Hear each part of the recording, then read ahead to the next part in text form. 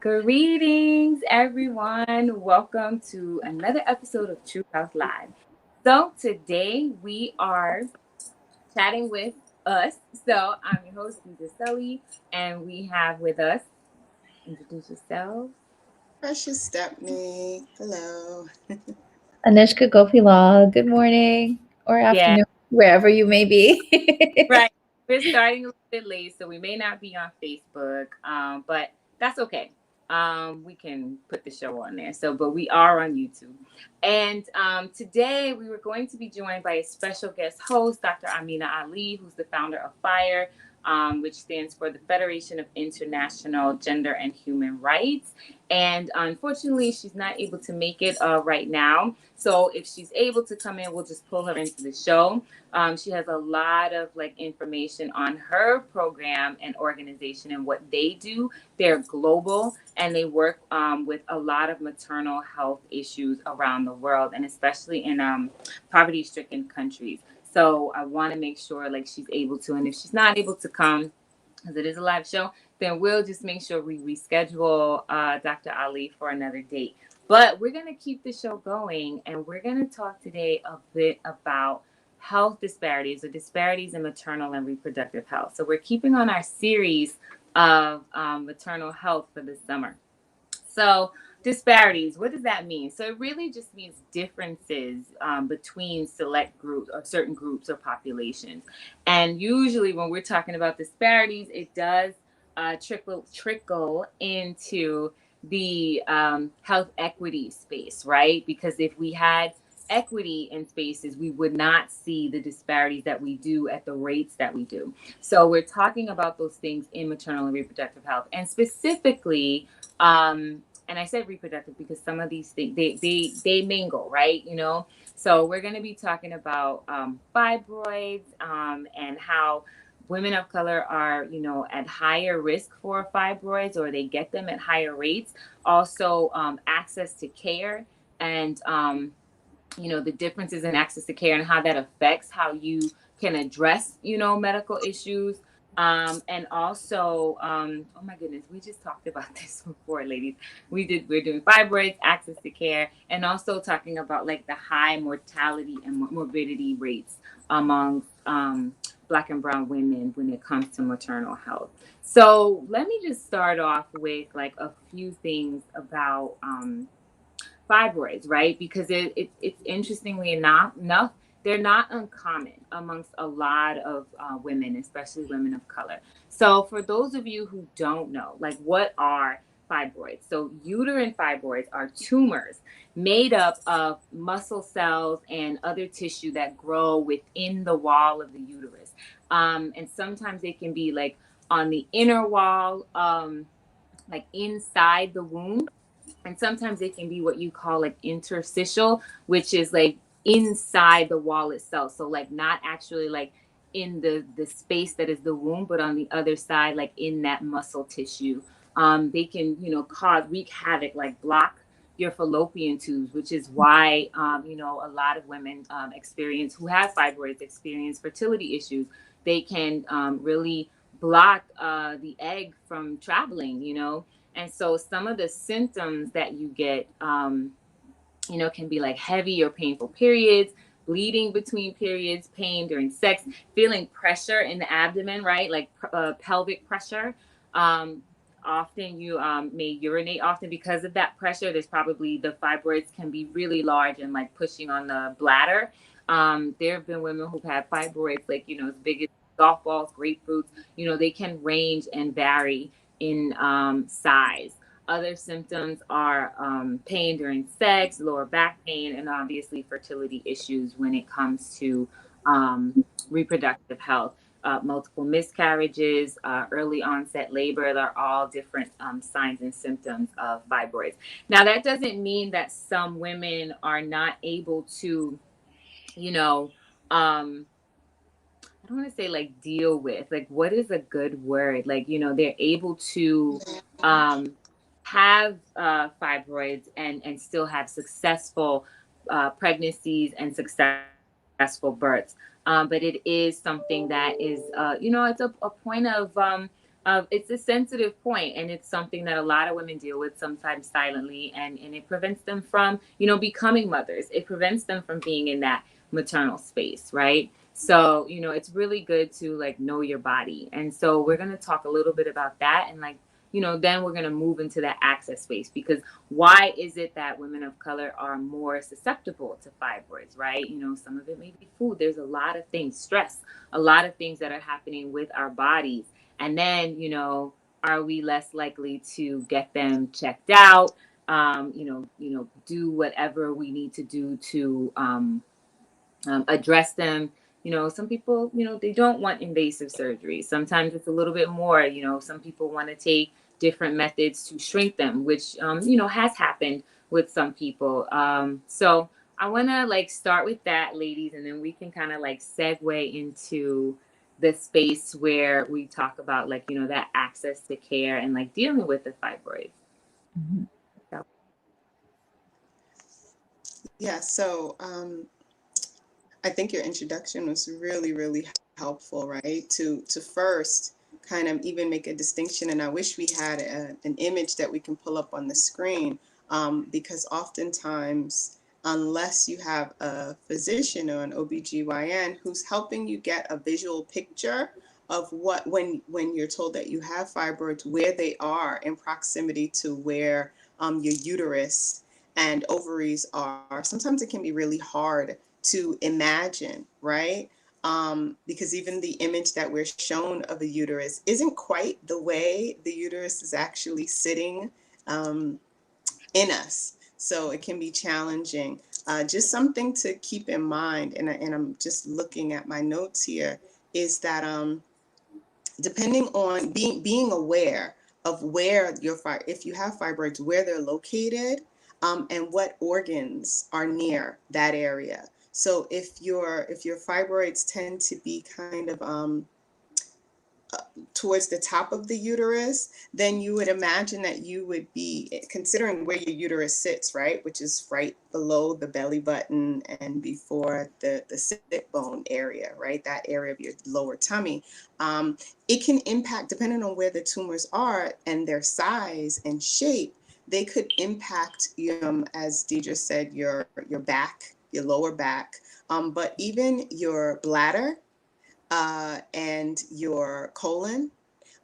It could have an impact on your motility, right? So sometimes if you suffer from chronic constipation, and yeah, we're gonna have to get into the weeds of it, right? Mhm. Um, it could it could be your diet, yes, but depending on where those tumors are seated, they can be impacting and contorting your colon in such a way that it's making it more difficult for you to eliminate, which means you have to change and adjust your diet accordingly.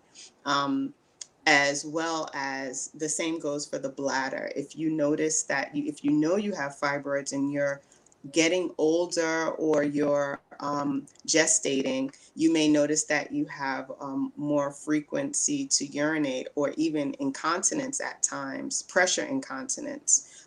Those also, you just know that can be directly correlated with having fibroid tumors, and just really knowing their position is and size is really, really important.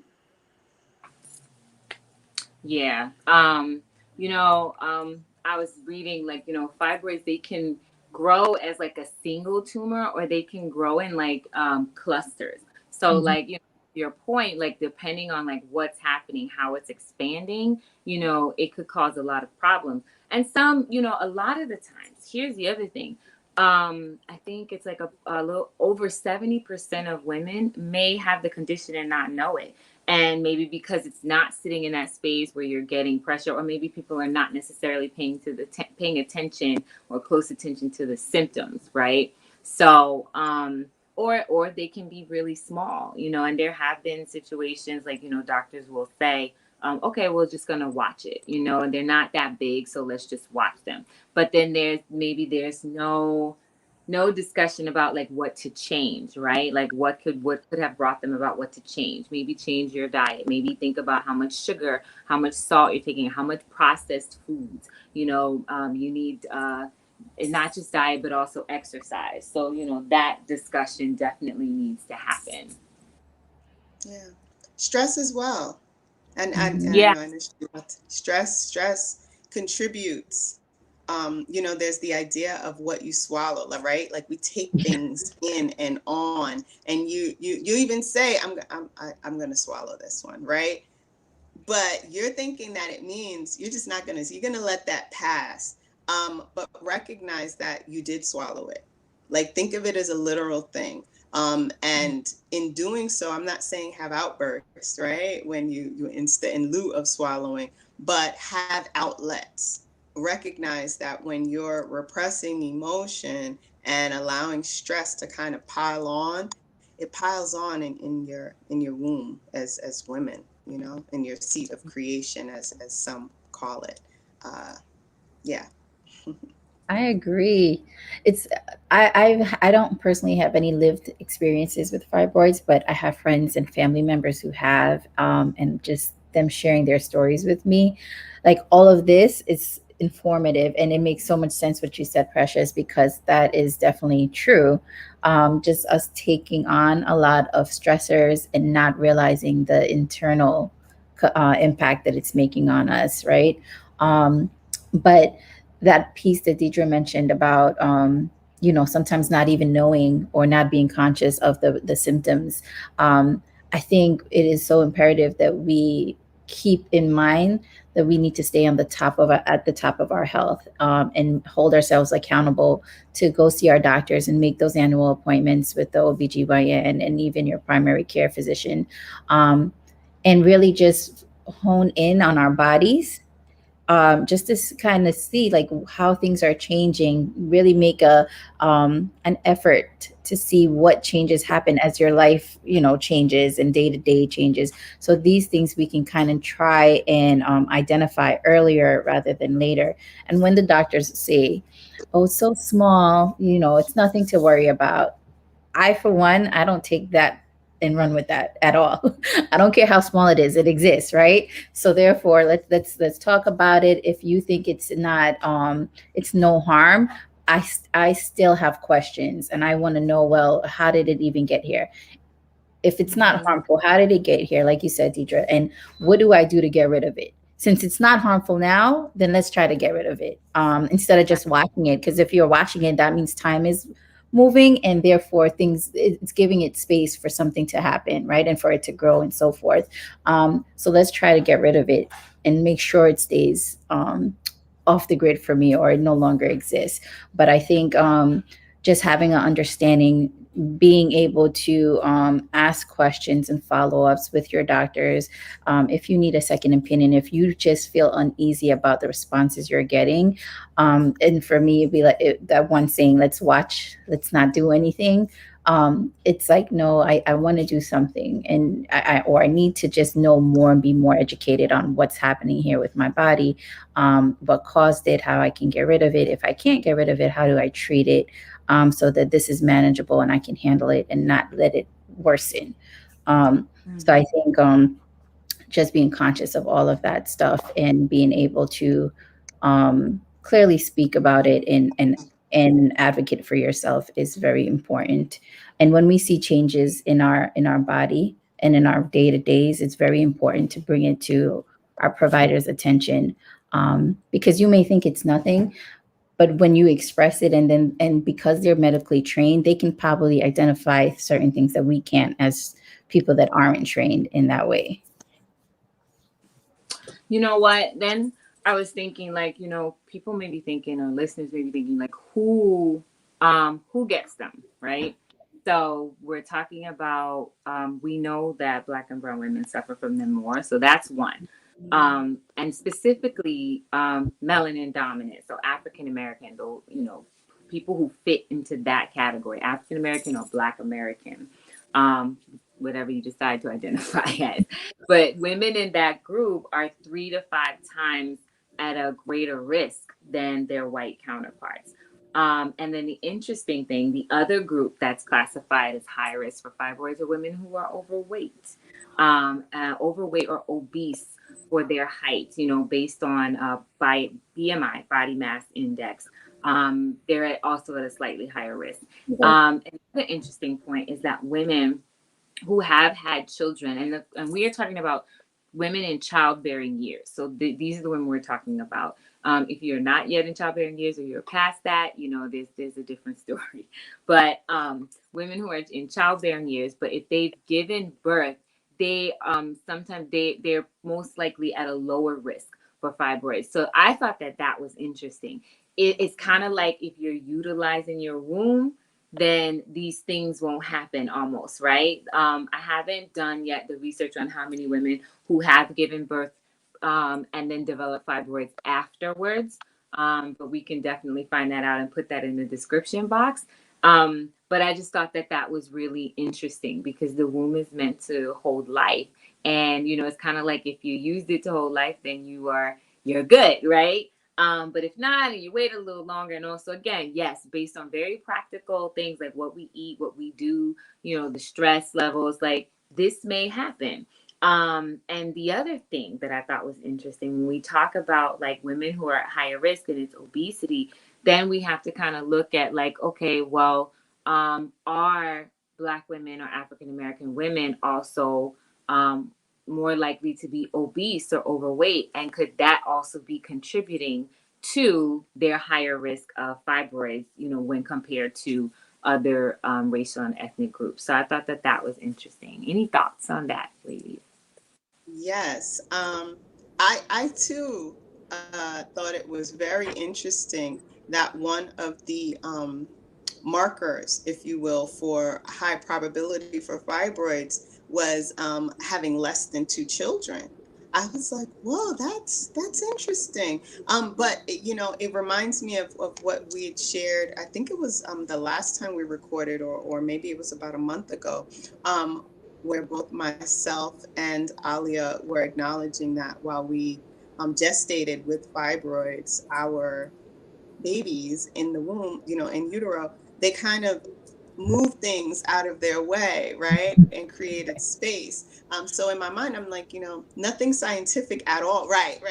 There, nothing scientific at all, but just very anecdotally kind of my mind went to, wow, okay, like you point out, when you're using your womb as it's intended, and taking that opportunity in what is the prime years of one's life, it's all a part of that your life cycle and what's required of our body.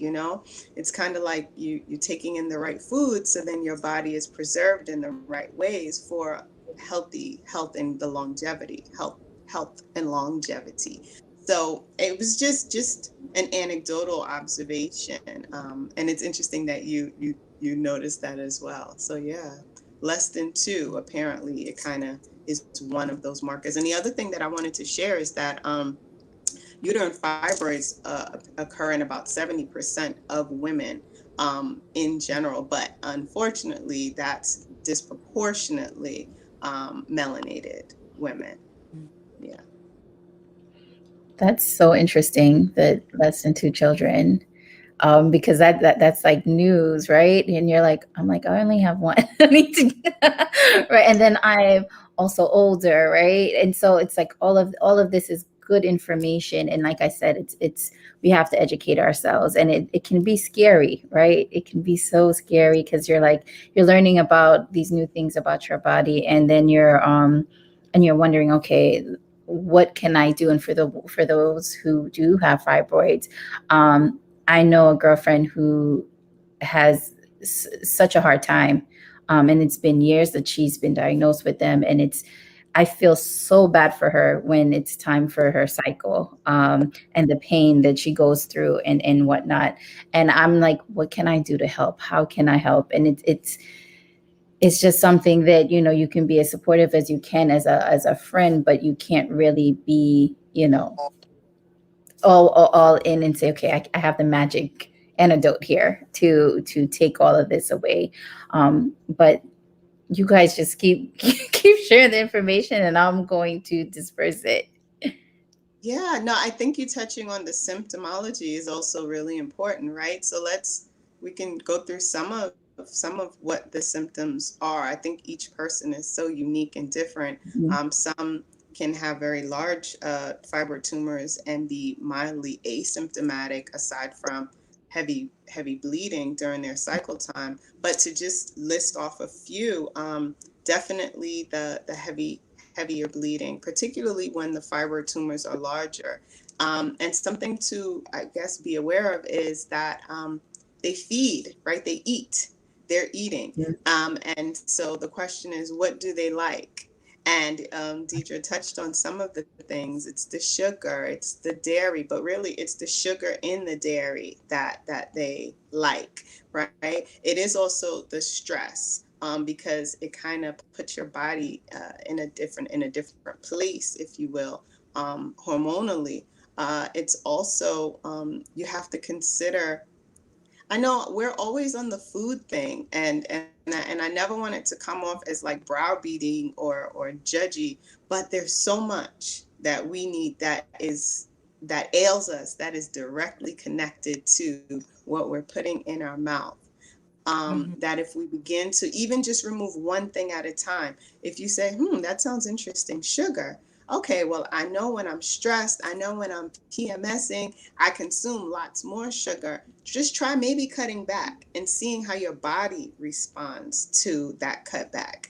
Um, but there's, as far as symptoms, heavy bleeding, pain during intercourse, painful cycles, fatigue, anemia, and the anemia, of course, is connected to the heavy bleeding. Um, yeah, those are just a few. Those are just a few. Yeah. Um, did you say pain, like the meaning like pain during sex? Both pain during Oh, sex and then also painful cramping during your cycle. Yeah. yeah, yeah. And you know what? Not to like deviate, but like this is where I'm talk really quickly about like period stuff. Um, this is why I think it's really good, like the cup, and I only recently started using it this year. Um, Such a great move because like it's really awesome to be able to see your volume, right? When you're using like pads, and I'm all for like reusable things because I also use the panties, right? And it just also feels better. It feels more natural than walking around with a diaper on. I really felt like walking around with a diaper, even if I was using like tampons, right? It just was like I never truly felt secure with a tampon, so I would always reinforce with a pad. But when you do, you can't really tell, right, what your volume is. Like you can tell, like you know your body, like if you're light, heavy, medium, um but I will say like using the cup really put things into perspective with like how much is actually coming out. And usually the cups are about like 20 milliliters. And it's like, oh, like that's what, like, and so you measure yourself, like, throughout the day, you can actually see like what's coming out because then it's not just absorbed into, the pad or whatever, if you're using organic material, into the cotton or whatever the material is that the pad or the tampon is made out of.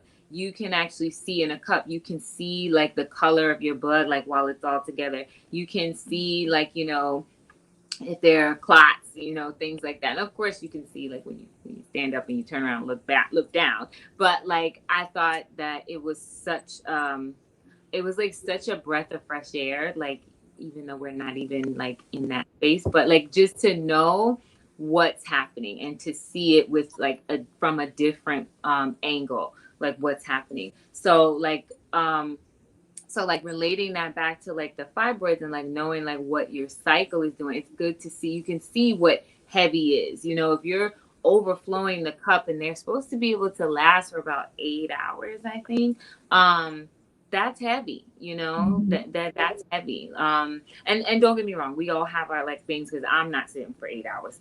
But at least like, when you're going to like switch out and change, you can see what's happening. But like, within that, if you're constantly like overflowing like more than once, and that's really heavy, and like that maybe needs to get checked out. The other thing is sometimes heavy, light, and medium can be relative based on just like the person. So, I do want to acknowledge that. But it's always good to just see what's coming out of your body, like know what's happening. So I just wanted to put that little plug in. I'm like, yeah, about it helps to like, because it goes into that part, right? Because your period is also reproductive health. So Yes. that goes into it as well. I agree, Deidre. Even before, like, I've never utilized the cup, but I'm gonna look into it now that you mention it. But I always found it interesting, and I always like to see what, like, because it's like, I don't know. It just made me feel more empowered and made me want to learn more about my body when I would see, what the color looked like, what, are there blood clots? Why are there blood clots? Like things like that. And I was just always interested since I was a young girl, to find out more and why, our body's letting this, all these things out and the way that it comes out. So I agree totally. Just to kind of know, what our body is ridding itself of, and so therefore we can kind of see what's coming out, and then that can help you ask certain questions, and so yeah, I completely Yeah. understand what you're saying. Ask questions and make adjustments, right? Mhm. I'll never forget. I tend to fast a lot, right? And I was in a fasting phase of the year, but I also had a doctor's appointment. And so I went to the appointment and I said, oh, shoot, I probably should tell them, because I'm thinking, oh, my blood works might be off because I've been like fasting. Mhm. I'm actively fasting. And so and this was a new physician, and he incorporated some homeopathy or homeopathic. So he took a lot more blood than normal. And his text says, she was on like the fourth or fifth vial, and she says, are you drinking enough? And I might have been doing a dry fast. So she goes, are you drinking enough water? And I says, why do you ask? She says, I can tell the way your blood looks and is coming out. I can tell that you're not drinking enough water right now. And I says, yeah, I should have mentioned. It was, and you could see, she showed me in the vial, like she showed me someone else's, and she says, you see, it was more fluid, it was more wet, because my body was fasting and more dry. My blood was thicker and more goopy inside the tube. That was very interesting to me, because I want to connect that back to observing, or being able to, or making the choice to observe what your body is secreting Yeah. monthly. That is, it's there to tell you something, it's there to show you something. It shouldn't be super dark, it shouldn't be brown, it shouldn't be almost black. Think about when you see someone cut, it's red. And that really speaks to the health or the lack thereof, or vitality. So it's really important that we choose to look at these things, right, and have these conversations, because I know there may be some that are cringing, like, what are they talking about? But when I was introduced to the idea of the cup, I'm like, what? No, number one, it's plastic, right? That was my biggest reason. I said, no, why would I put plastic in me? Yeah. But once I got past that and just understood the pluses outweigh the minuses, the biggest thing for me was thinking that I was moderate, on the moderate scale, right, between low and heavy. But almost appreciating that that wasn't even true. When I looked at the quantity, I would, that's it? Because this would be pads upon pads all day long. But when you see it outside of, in a cup, it's a very different observation. So Yeah. I would definitely advocate, even for, I wouldn't say youth and young ladies entering into their cycle, but definitely by 16, 17. As a mother, and as someone who educates young girls, I would definitely advocate that they become, number one, it helps you become more familiar and more comfortable with your body and with your body when you're cycling, which tends to be a time for us to ignore ourselves a bit more out of, ugh, what is this? But really, it should be a time for us to go within and pay attention to what's happening a lot more. So Hmm. yeah, Yeah, yeah. just a plug for the I cup. wanted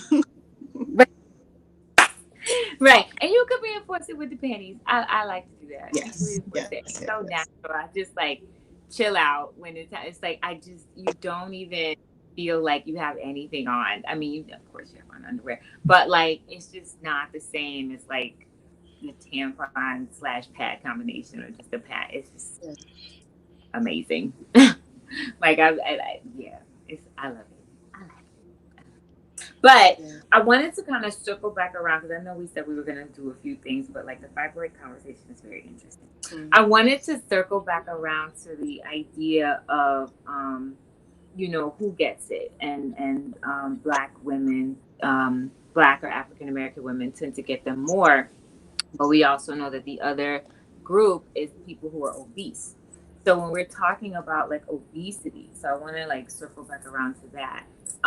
When it comes to obesity, Black and African American people are at the highest.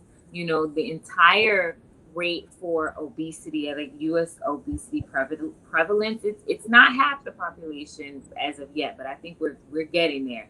It's over 40%, right?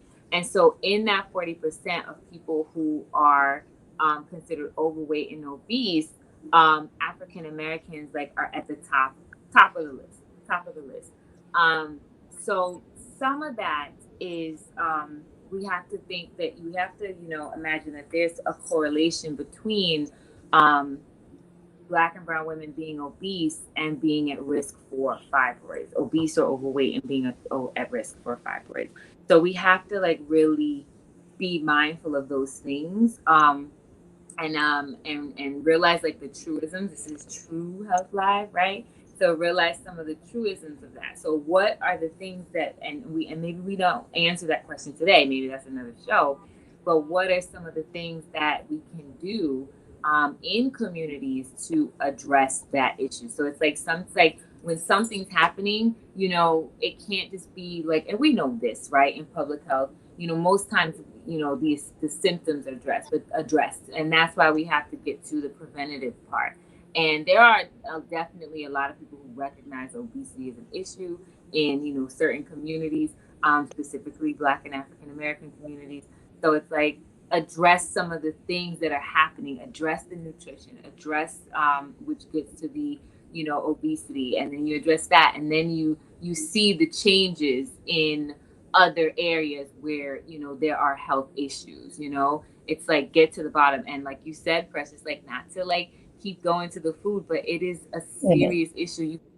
It affects everything. So it's like what you're putting into your body, it definitely shows on the external, or it shows up with disease on the internal.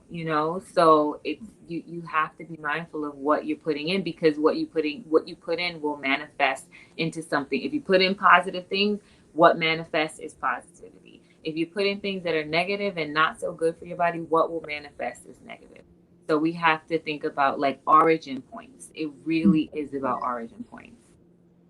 That's very true. absolutely. Oh, sorry. I just wanted to tap into what you were saying.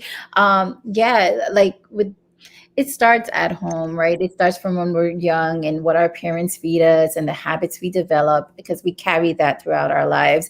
And then also when you're old enough to make wiser decisions and you're more conscious and more knowledgeable of, of food and how what it is that we're taking in, how it affects us, short term and long term, then you start making better decisions. And since this is True Life Health, I have to be honest, like it's hard, like because with my culture, with our culture, like everything is so rich. It's like, the rices and all the carbs, and and for me, it's like I feel incomplete if I don't have rice every day.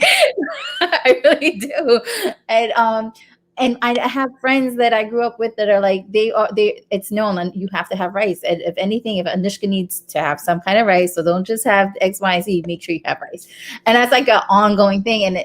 And we laugh at it, but it makes you really think, though, like, that's what I grew up on. And so it became a habit for me, and it brought me comfort. And so even in my adult life, you try to make better decisions. And what I realized, though, is I don't have to have large amounts, right? So knowing how to portion your foods, and your intakes really can help you.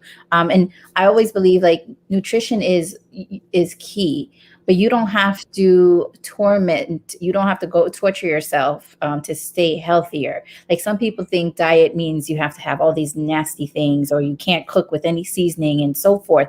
But that's not necessarily true. Do what works for you, where you still feel like you're living an enriched life, that you're still enjoying the simple things, because you don't want it where you feel like you're torturing yourself, where you're unhappy and you're getting all these symptoms, headaches and things like that, because then that is discouraging. So do start off small, right? Do what you can when you can, and gradually change that habit. And so I think that's very, very important.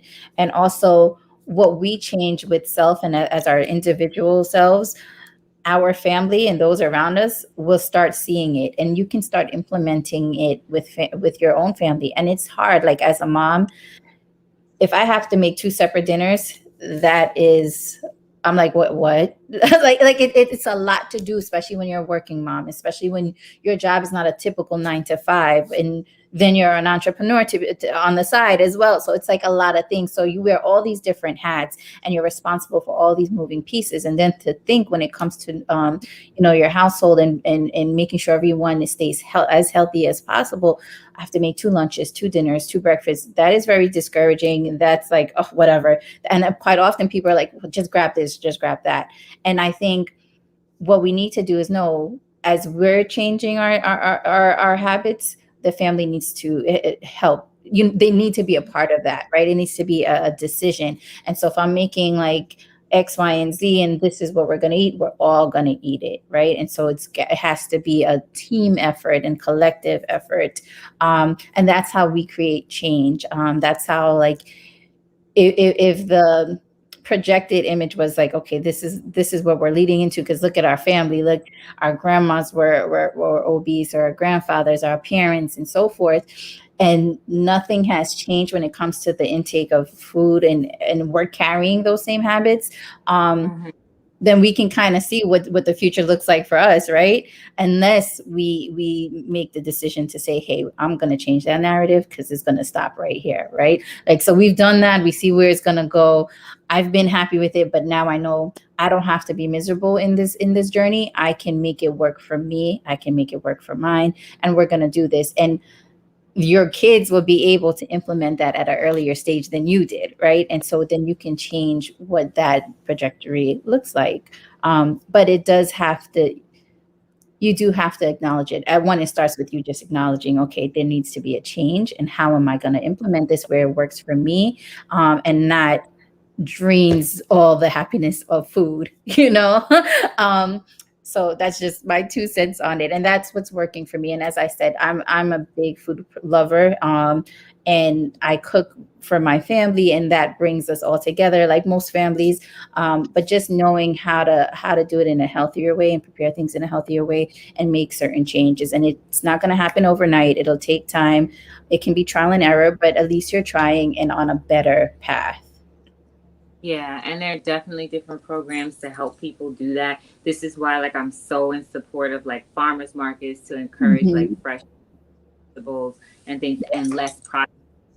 Right. And some of it is just like remove the processed foods, or slowly reduce until you can eliminate, right, the processed food. Yeah. It's hard depending on region, right, depending on where you are in the country, and what's available. And this kind of moves us into like the access, the same way that certain things aren't accessible some people don't necessarily have the same access to like healthcare, you know. So when it comes to, you know, making, you know, having checkups about your maternal or your reproductive health, the access is not there because, you know, maybe transportation is bad. Maybe I don't have a way, you know, to get there. Like transportation is a big thing, big thing, big thing. You know, even in a place like New York City, you know, not in which has like one of the most massive like transit infrastructures in the world.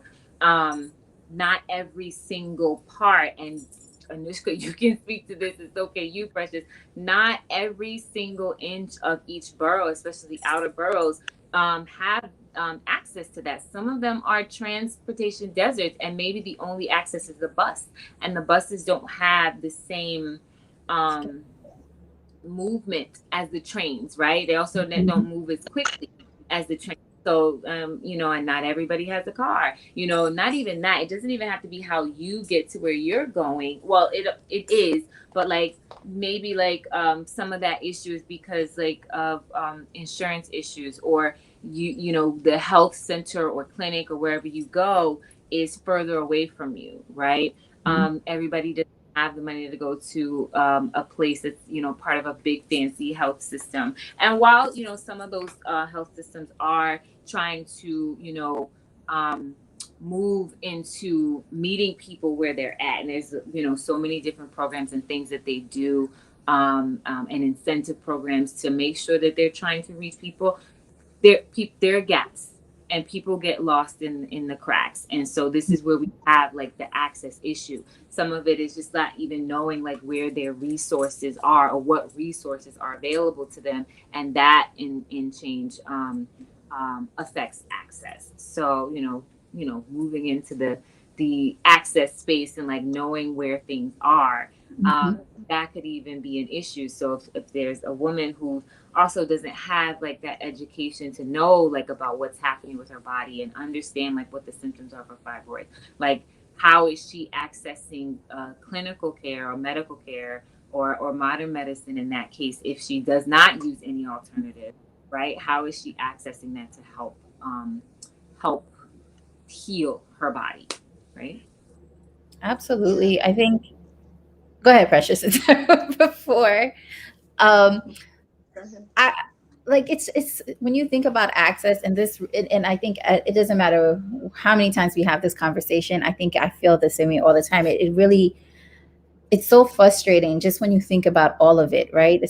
In our communities where we're underrepresented and underserved, and there's all these different aspects to consider because, like you said, the transportation thing, then the just even knowledge itself and being aware of what's out there and what you need.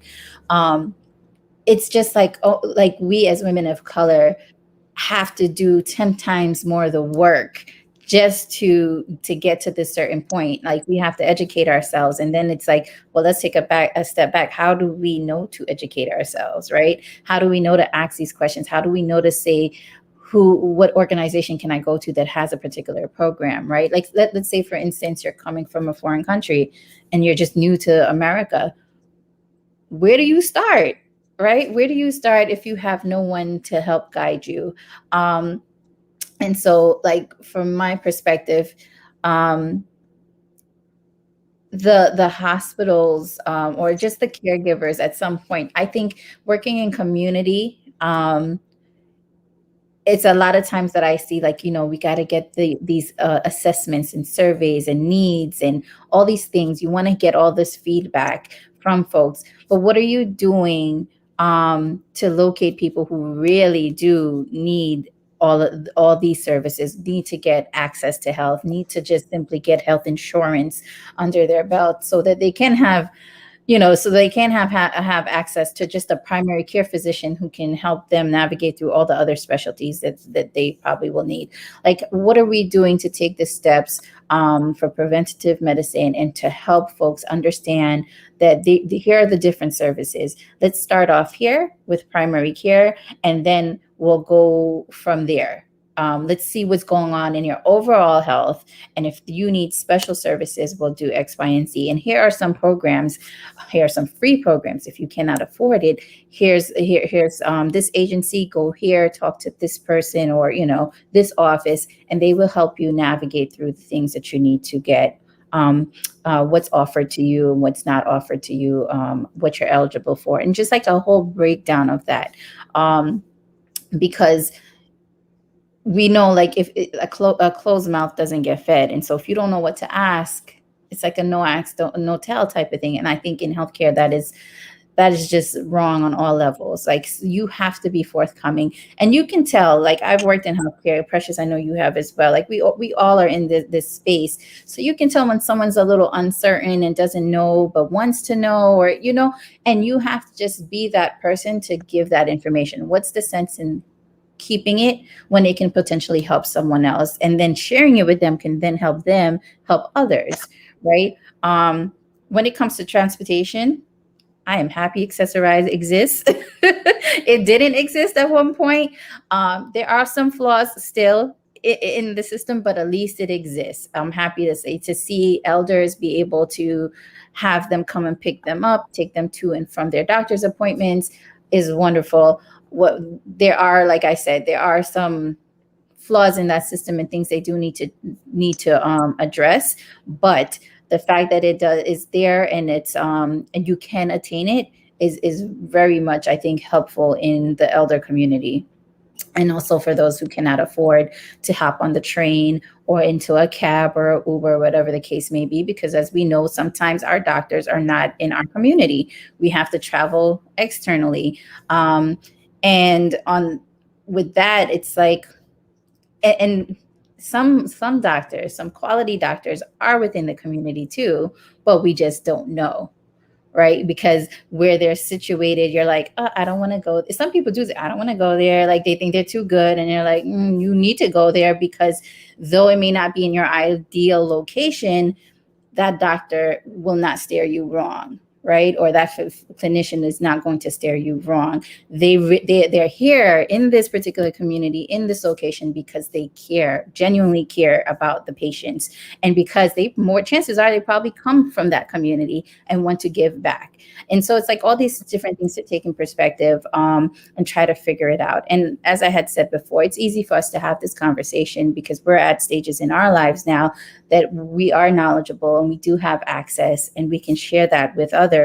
But when we think back and scale back, if I think back to generations before me, or even to my parents who weren't as knowledgeable, it's like, again, where do you start?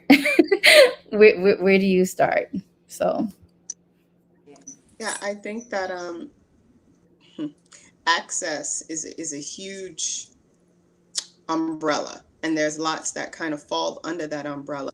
And as I was listening to the two of you speak about access, my mind went to cultural competence and how that was the beginning of us even getting to health equity, right?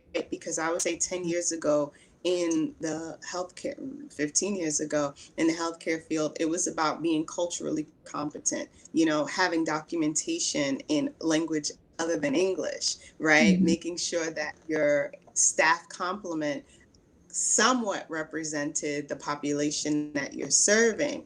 And it started there. And where we've gotten is a lot further, although we still have a long way to go, right? So we're at the point now where we're examining health equity.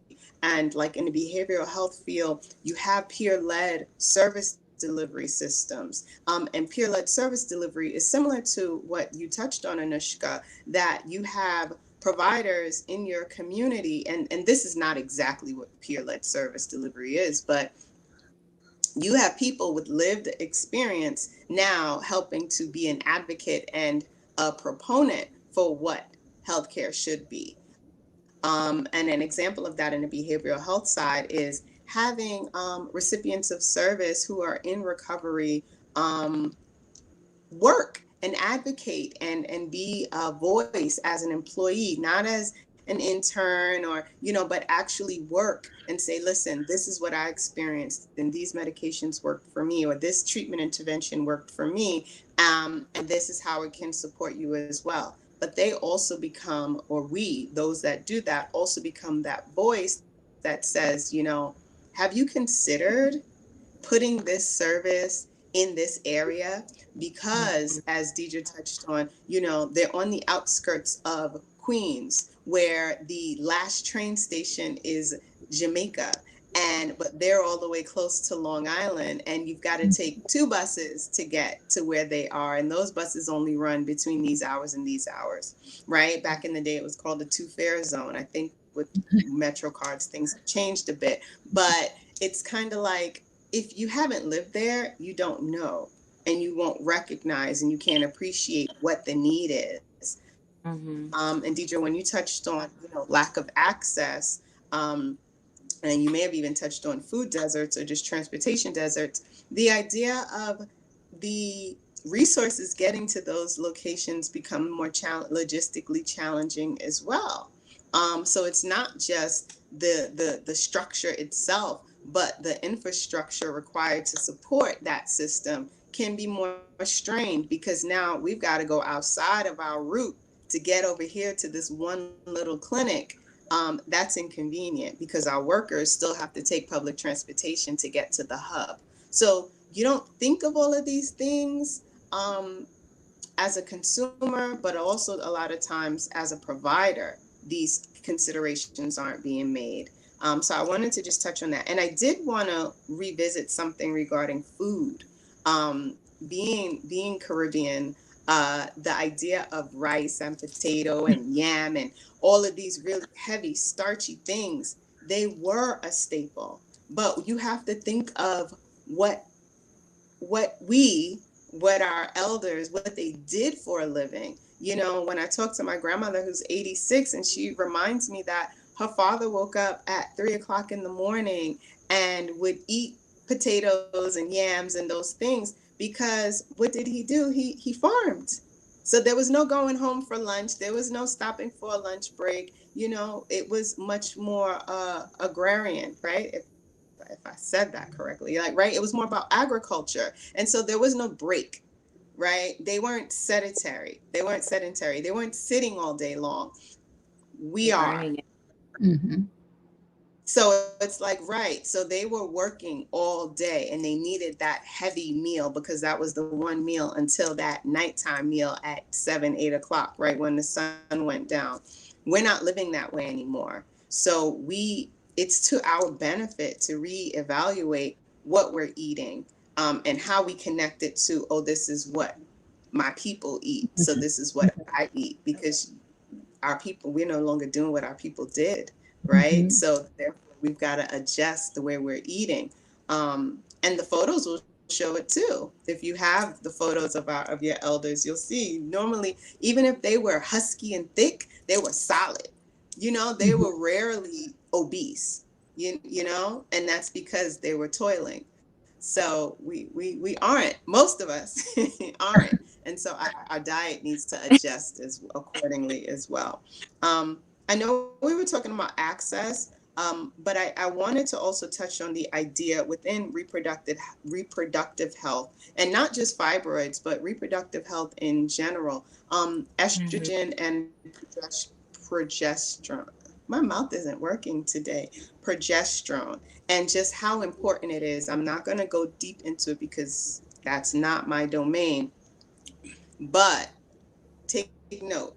Understand the difference between those two hormones. When you go to your physician and they do blood work, ask what your estrogen levels are. Ask what your progesterone levels are, so that you know whether they are within range or out of range. Um, that's important. Yeah. Yeah. Yeah. I think it's FSH and LH. You see? And it's all acronyms that none of us understand. So, like, not access, but when you are there, it's understanding what's happening. Don't let them just talk to you in acronyms and weird words that you don't understand. Have them explain what that means, because it's good for you to know, like, how can you address anything that's going on with your reproductive health if you don't even understand what needs to happen, right? Or what's going on inside of your body. Um, the other thing I wanted to like point out, like you said, like Precious, about you said, I'm sorry, I had to pick up a cord. You said that like 15 years ago we were talking about cultural competency, and I remember that. I'm ashamed to admit it. I remember that. I remember that it was that those were the words, like cultural competency, and we still use that word, but the more popular term now is like health equity. And I was like doing like I was like, let me do a quick search. Like a generation is about 15 to 20 years. Mhm. So Yeah. we're basically saying, like, it's been a generation and we're still trying to figure out how people are able to serve the communities that they do in a way that is culturally competent. Because the cultural competence feeds the equity, right? So if you are not representative of the community you serve, yeah, it's going to be a lot harder because you can't relate to them. You're not, whatever you're coming up with is not resonating with them. No matter Yeah. how many focus groups and things that you do, that's fine. People will attend, but like if you're still not getting like a return on investment, then it means that you're not necessarily connecting. The connection is not there.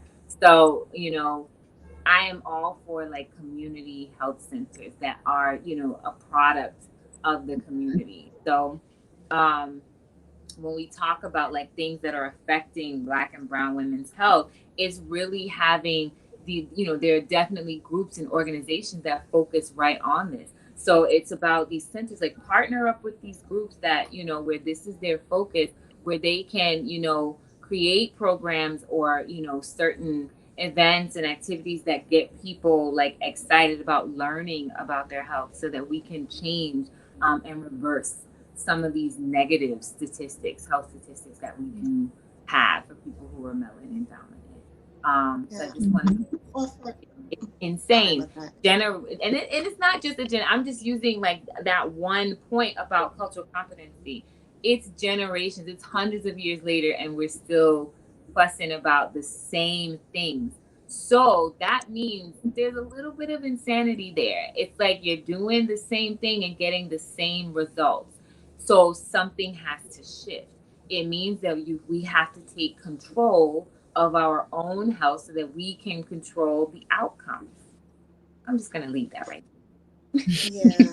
And I think the idea of integrative, another term, right? So this is like write these terms down, look them up, understand what they mean to you and for your family, and your community. But the idea of integrative health, that is a buzzword right now in healthcare.